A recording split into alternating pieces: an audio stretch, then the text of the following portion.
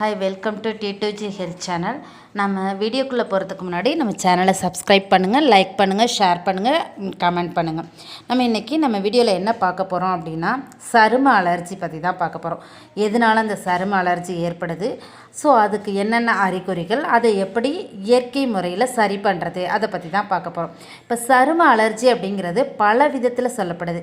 சரும சிவப்பு, அரிப்பு, தோல் எரிச்சல், வலி மற்றும் பல நிலைகளை எதிர்கொள்ளலாம். இப்போ சருமத்தில் அலர்ஜிங்கிறது பல விஷயத்தில் உண்டாகுது. இது அம்மை சொறிக்கு பிறகும் உண்டாகலாம். மேலும் அரிக்கும் இந்த தோல் அலர்ஜி மற்றும் படைநோய் ரெண்டுமே இந்த ஒவ்வாமையோட தொடர்பு கொண்டது. இதை மருத்துவ ரீதியாக ஃப்ரூரிட்டஸ் அப்படின்னு சொல்கிறாங்க. அரிப்பு, தோல் அல்லது நரம்பு செல்கள் எரிச்சல் அடையும் போது இது உண்டாகுது. இயற்கையாக இதை குணப்படுத்திடலாம். ஸோ இது சில பேருக்கு எதனால் வருது அப்படிங்கிறதே தெரியாமல் இருக்கும். சில பேர் இப்போ ஃபுட்டில் கூட கத்திரிக்காய் சாப்பிட்டா அலர்ஜி, கருவாடு சாப்பிட்டா அலர்ஜி, வேர்க்கடலை அலர்ஜி, ஸோ மாடிக்காற்று அலர்ஜி, வெளியில் போயிட்டு இருந்தோன்னா அந்த காற்று அலர்ஜி, இப்படி நம்ம அலர்ஜிக்கு நிறைய ரீசன் சொல்லிட்டு போகலாம். உலக அளவில் இந்த பிரச்சனைகள் ஃபஸ்ட்டு குழந்தைங்களுக்கு தான் அதிகமாக ஏற்படுது. இப்போ இவங்களுக்கு எப்படி என்னென்னா மூக்கடைப்பு, தும்மல் இதெல்லாமே வந்ததுன்னா அவங்களுக்கு என்ன ஆகுது, முகம் செவக்குது, உதடு வீங்குது, சிறுநீர் தடைப்படுது, மூச்சு இறைக்குது, இது மாதிரி நிறைய நோய்கள் அந்த அரிப்போடு சேர்ந்து வர ஆரம்பிக்குது. சில நேரத்தில் ஒரு மாதிரி ரொம்ப உடம்பு செவந்து போகிற அளவுக்கு ஏற்படுது இந்த அரிப்பு. அரிப்பு அப்படிங்கிறது நம்ம உடல் இயந்திரத்தில் இயங்கும் ஒரு அலாரம் மாதிரி. இப்போ நம்ம உடம்புக்குள்ளே வேண்டாத ஒரு பொருள் வந்துருச்சு அப்படின்னா நம்மளை என்ன பண்ணுது, எச்சரிக்கை மணி அடிக்கிற ஒரு அறிகுறி தான் அரிப்பு. நம்ம தூங்கினாலும் விழித்திருந்தாலும் எதிராளி தொல்லை கொடுத்தால் உடனே என்ன பண்ணோம், தோலை சொரியணும் அப்படிங்கிற ஒரு உணர்வு தூண்டுகிற ஒரு எதிர்வினை தான் இந்த அரிப்பு. இது சில நேரம் இதமாகவும் இருக்கும், இன்பமாகவும் இருக்கும். இதுவே பல நேரம் எரிச்சலையும் வெறுப்பையும் ஏற்படுத்துவதாக மாறிடும். உடல் ரீதியில் சொன்னால் அரிப்பு அப்படிங்கிறது ஒவ்வாமையோட வெளிப்பாடு. ஸோ இதை செயல்படுத்துவது நம்ம தோலில் இருக்கக்கூடிய மாஸ்ட் செல்கள். ஸோ இந்த அரிப்பு ஏற்படுறதுக்கு அடிப்படை காரணம் பிடிக்காத பொருளுக்கு ரத்தத்தில் உருவாகும் எதிர்ப்பாற்றல் புரதம் தான். இது என்ன சொல்லுவாங்கன்னா இம்யூனோகுளோபுலின் IgE அப்படின்னு சொல்லுவாங்க. இந்த புரதத்தை இரத்த செல்கள் தான் உருவாக்குது. பிடிக்காத பொருள் ஃபஸ்ட்டு நம்ம உடம்புக்குள்ளே நுழையும் போது இந்த புரதம் உருவாக்கி ரத்தத்தில் காத்திருக்கும். ஸோ திரும்பவும் அதே ஒவ்வாத பொருள் உடலுக்குள் நுழையும் போது இந்த புரதம் என்னாகுது, அதோடு சேர்ந்து மாஸ்டர் செல்களை தூண்டி விடுது. இதன் காரணமாக மாஸ்டர் செல்கள் ஹிஸ்டமின், லியூகோட்ரின் அப்படிங்கிற வேதிப்பொருட்களை வெளியேற்றுது. இது இரத்த குழாய்களை விரிவடை செய்து அங்குள்ள நரம்பு முனைகளை தாக்கும். இதன் விளைவால் தான் அரிப்பு, தடிப்பு, தோல் சிவப்பு இதெல்லாம் ஏற்படுது. பெரும்பாலான நேரம் அரிப்பை நம்மளால் கட்டுப்படுத்தவே முடியாது. பொது இடம் அப்படின்னு கூட பார்க்காம சொரிய தொடங்கிடுவோம். சொரிய அரிப்பு கொஞ்சம் குறைஞ்சிரும். எப்படி இது மட்டும் நடக்குது அப்படின்னா, இது ஒரு லேண்ட்லைன் ஃபோன் வேலை செய்கிற மெக்கானிசம் போல தான். என்னடா இது அப்படின்னு பார்த்தா, லேண்ட்லைன் ஃபோனில் எப்படி எதிரெதிர் முனைகளில் இருப்பவங்க இணைக்கிறது ஒரே ஒரு கம்பி தான். எனவே ஒரே நேரத்தில் ஒரே எண்ணில் 2 பேர் மட்டும்தான் பேச முடியும். ஸோ இதே போல் அரிக்க வேண்டும் அப்படிங்கிற அந்த தகவலை மூளைக்கு எடுத்து செல்றதும், மூளையிலிருந்து சொரிய வேண்டும் அப்படிங்கிற கட்டளையை விரல்களுக்கு எடுத்து வருவதும் ஒரே நரம்பு கேபிள் தான். நான் சொரிய ஆரம்பித்ததும் சொரிகிற உணர்வையும் இந்த நரம்பு தான் மூளைக்கு எடுத்து செல்லுது. ஒரே நேரத்தில் ஒரு தகவலை மட்டுமே இது மூளைக்கு எடுத்து செல்லும். அப்படிங்கிறதால அரிப்பு உணர்வை மூளைக்கு எடுத்து செல்வதை தற்காலிகமாக நிறுத்திக்கிட்டு சொரியும் உணர்வை மட்டுமே இது மூளைக்கு எடுத்து செல்லுது. இதனால் அரிப்பு குறையுது. அரிப்பு ஏற்படுறதுக்கு நிறைய ரீசன்ஸ் இருக்குது. ஸோ இதை மருத்துவம் 2ஆக பிரிச்சிருக்காங்க. ஒன்று, உடலின் வெளியிலிருந்து வருவது ஒரு வகையான அரிப்பு, உடலுக்குள்ளேயே இருப்பது இன்னொரு வகையான அரிப்பு. இப்போ வெளியிலேருந்து வருதுன்னா என்னென்ன அப்படின்னு பார்த்தோன்னா, இப்போது நிறைய காஸ்மெட்டிக் நிறைய பொருட்கள்லாம் யூஸ் பண்ணுறோம். சோப்பு, சென்ட்டு, குங்குமம், இப்போது நிறைய hair dye, lipstick, nail polish, face cream இதெல்லாமே யூஸ் பண்ணுறோம். ஸோ இது எல்லாமே ஒத்துடுச்சுன்னா பிரச்சனை இல்லை. நமக்கு ஒத்துக்கலை அப்படின்னாக்கா அது அரிப்பை ஏற்படுத்தும். சிலருக்கு அவங்க போத்திக்கிற அந்த கம்பளி, டெர்லின், நைலான் இதெல்லாமே விலங்குத்தோல் அந்த ஆடைகளை அணிகிறதுனால கூட அரிப்பு சில சமயம் ஏற்படுது. குழந்தைங்களை பார்த்தோன்னா டைப்பர் ஒத்துக்கலை அப்படின்னா அரிப்பு ஏற்படுது. அப்புறம் ரப்பர் செருப்பு, இப்போது நம்மளோட வாட்ச் கட்டியிருக்கிறோம் இல்லையா, அதில் இருக்கக்கூடிய அந்த செயின் வார் அதனால் ஏற்படுது. அப்புறம் சில பெயிண்ட், பூச்சிக்கொல்லிகள், ரசாயன பொருட்கள் இதனாலையும் அரிப்பு ஏற்படுது. இன்னும் சிலருக்கு பிளாஸ்டிக் வளையல் போட்டுட்டா அரிப்பு ஏற்படும், தங்க நகை போட்டுட்டா அரிப்பு ஏற்படும், கவரிங் நகை போட்டுட்டா அரிப்பு ஏற்படும். குறிப்பாக நிக்கல் வகை நகைகளால் ஏற்படும் அரிப்பு அப்படின்னு நம்ம நாட்டு பெண்களுக்கு அரிப்பு அதிக ஏற்படுறதுக்கான வழிகள் இருக்குது. துணி துவைக்க பயன்படுத்தக்கூடிய அந்த டிடர்ஜென்ட் தூள், சோப்பு இதை போட்டு துணி துவைச்சா கூட சில பெண்களுக்கு அலர்ஜியாகி அது என்ன பண்ணுது, அரிப்பை ஏற்படுத்துது. அப்படி ஆகும்போது தோல் தடிமனாவதுடன் சொரசொரப்பாகி கருத்து போகுது. இந்த இடத்த நம்ம சொரிய நீர்க்கொப்பளங்கள் ஏற்பட்டு வீங்கி நீர் வடியுது. ஸோ இதற்கு கரப்பான் நோய் அப்படின்னு சொல்கிறோம். இது வந்துட்டுனா நாள் ஃபுல்லாக என்ன பண்ணும், அரிச்சிட்டே இருக்கும். இந்த அரிப்புக்கு வெயிலும் ஆகாது, குளிரும் ஆகாது. வெயில் நேரத்துலையும் அரிப்பு ஏற்படும். சூரிய ஒளி கதிர்கள் பட்டால் அது சூரிய ஒளியோட பிரௌதா கதிர்களை அலர்ச்சியாகி அரிப்பு வரும். கடுமையாக வியர்க்குரு வந்தாலும் அரிப்பு ஏற்படும். பனிக்காலத்தில் பனிக்காற்று பட்டு தோல் வறண்டு அதனாலேயும் அரிப்பு ஏற்படும். அடுத்தது நம்ம வீட்டில் வளர்க்கக்கூடிய செல்ல பிராணிகளால் கூட அரிப்பு ஏற்படும். இதில் பூனையோட முடிப்பட்டால் சிலருக்கு உடம்பெல்லாம் ரொம்ப அரித்து தடித்து போயிடும். இது இன்னும் வேறு விதமாக என்னென்னா, தொடை இடுக்கில் நிறைய பேருக்கு அரிக்க ஆரம்பிக்கும். அதாவது காளான் கிருமிகள் அந்த தொடை இடுக்குகளில் புகுந்து அரிப்பை ஏற்படுத்தும். இந்த அரிப்பு நைட் டைமில் தான் ரொம்ப அதிகமாக இருக்கும். அரிப்பு அதிகரிக்க அந்த இடத்துல படை போல் தோன்றும். கால் விரல் இடுக்குகளில் வருகிற சேற்று புண்ணும் அரிப்பை ஏற்படுத்தக்கூடிய ஒரு காரணி தான். தண்ணீரில் அதிகம் புழங்கும் வீட்டு வேலை செய்யும் பெண்களுக்கு இந்த தொல்லை அதிகமாகவே இருக்கும். அடுத்து உடல் பருமன் உள்ளவர்களுக்கு அக்குள், இடுப்பின் சுற்றுப்புறம், தொடை இடுக்கு, மார்பகங்களின் அடிப்பகுதி இப்படி பல இடங்களில் இந்த ஃபங்கஸ் பாதிப்பு ஏற்பட்டு அரிப்பு தொல்லையை கொடுக்கும். இந்த இடங்களில் பாக்டீரியாவும் சேர்ந்துருச்சு அப்படின்னா தோல் மடிப்பு நோய் அப்படி தோன்றும். இதுவும் சேர்ந்து என்ன பண்ணும், அதிகப்படியான அரிப்பை தான் ஏற்படுத்தும். இது தவிர பேன், பொடுகு, தேமல், சிரங்கு, சொரியாசிஸ் இந்த மாதிரி தோல் நோய்களும் அரிப்பை ஏற்படுத்தும். எறும்பு, கொசு, தேனி, குளவி, வண்டு, சிலந்தி இந்த மாதிரி பூச்சிகள் கடித்தாலும் இல்லை கொட்டினாலும் தோலில் அரிப்பு ஏற்பட்டு சிவந்து போகுது. இந்த வயதானாலும் அரிப்பு வரும். முதுமையிலையும் அரிப்பு வர்றதுக்கு என்ன காரணம் அப்படின்னா, அவங்களுக்கு எண்ணெய் சுரப்பிகளில் சுரக்கக்கூடிய அந்த எண்ணெய் பசியோட தன்மை குறையிறதுனால தோலில் சுருங்கி இருக்கும். இந்த வயசானவங்களுக்கெல்லாம் தோல் சுருங்கி இருக்கும் இல்லையா? ஸோ அந்த சருமத்தோட வறட்சினால் அரிப்பு ஏற்படும். சிலருக்கு இந்த அரிப்பு எப்படி சரியாகும்னா, போய் நம்ம ஒரு ஃபால்ஸில் நின்றுட்டு குளித்தோம் அப்படின்னாக்கா அந்த தண்ணி நம்ம மேலே பட்டதுமே அந்த அரிப்பு சரியாயிடும்.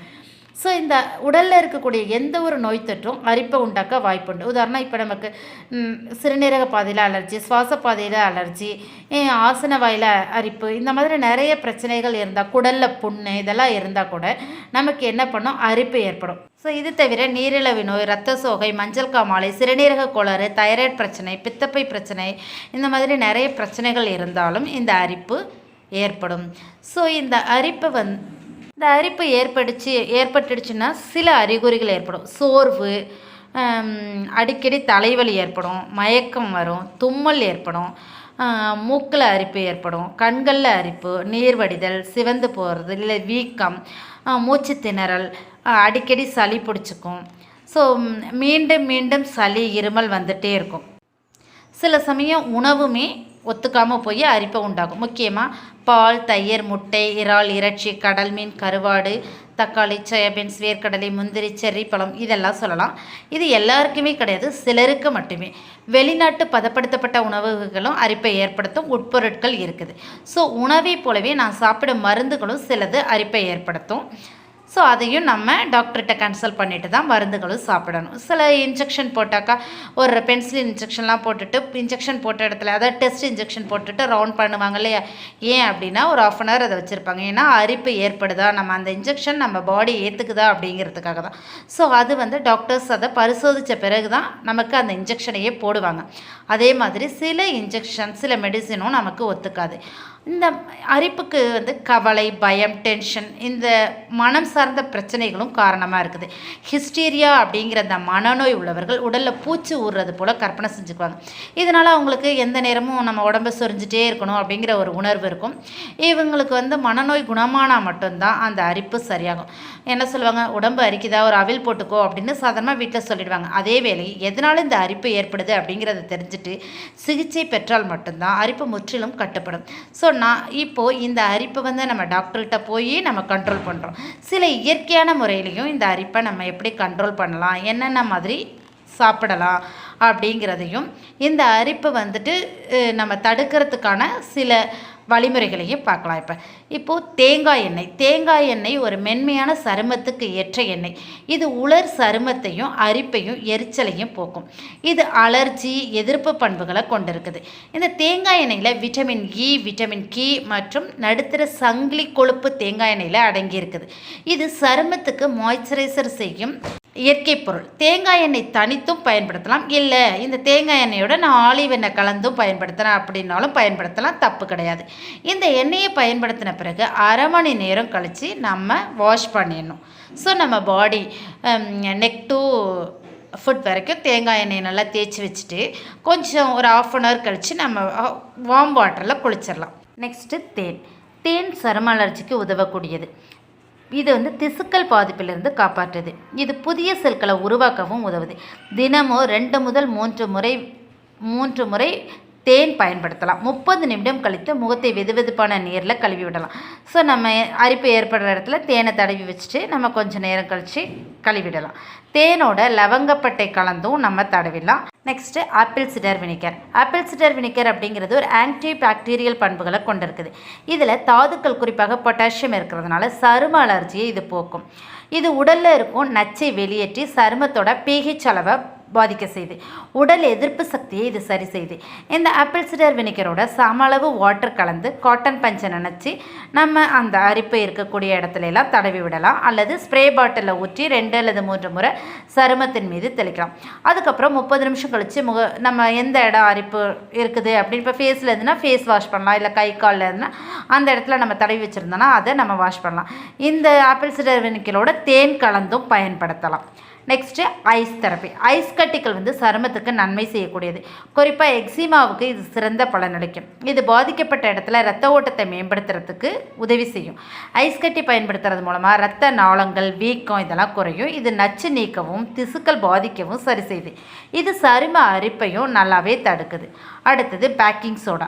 இது இயற்கையான ஆன்டிசெப்டிக் பண்புகளை கொண்டிருக்குது. இது எக்ஸ்போலியேட்டாக செயல்படும். சரும அரிப்பு, எக்ஸிமா போன்ற சரும பிரச்சனைகளுக்கு உதவும்.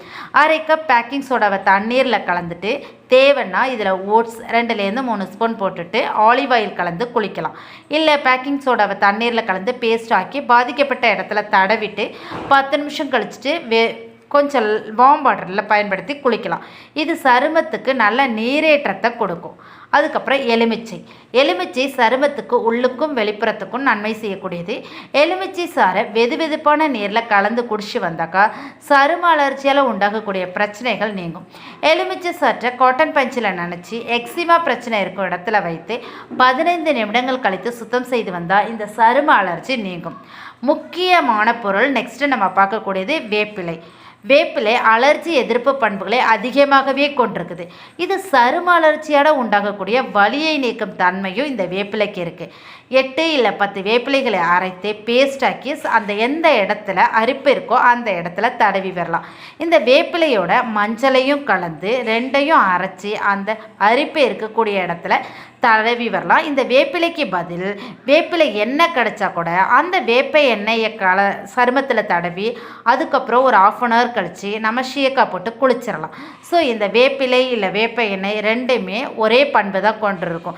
வேப்பிலை கிடைக்காத பட்சத்தில் வேப்ப எண்ணெயை வாங்கி நம்ம யூஸ் பண்ணலாம்.